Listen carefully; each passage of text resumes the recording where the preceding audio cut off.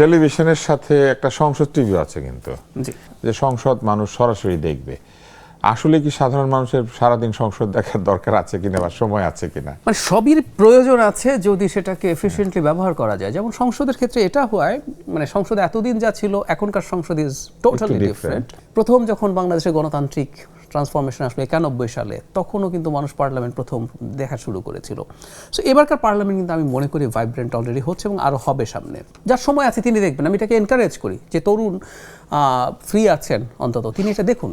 যেহেতু আমরা একবার করতে গিয়ে প্রবলেমটা দেখেছি, আমরা এবার এটাকে বাঁচিয়ে যদি করতে পারি, এটা শুধুমাত্র ক্লাস শিল্পী নির্বাচনও এটা কিন্তু আছে, নিজের দলের লোকজনকে আমি জানি। যেমন ধরেন ওই একাডেমিক ক্লাস তো বটেই, এই তরুণ জনগোষ্ঠীকে যদি কোনো না কোনো ফর্মে কাজে নিযুক্ত না করা যায়, আমাদের সামাজিক অস্থিরতা কিন্তু বন্ধ হবে না। কোনো না কোনো একটা বাহানায়, যে বাহানাটা হয়তো কেমন অ্যাপারেন্টলি খুব সিরিয়াসও মনে হবে না, কিন্তু সেই বাহানায় একটা অস্থিরতা তৈরি হবে।